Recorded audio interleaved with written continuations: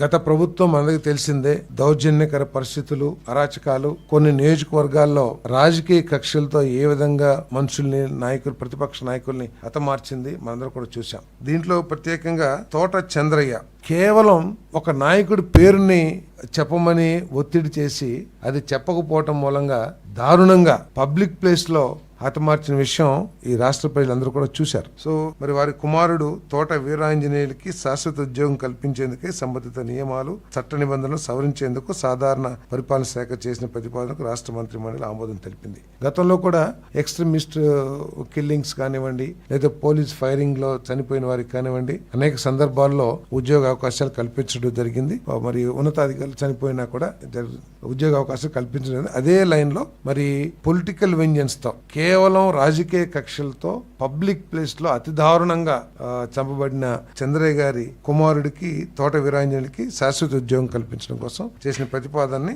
మంత్రి మండలి ఆమోదించిందని చెప్పేసి మనం చేస్తాం.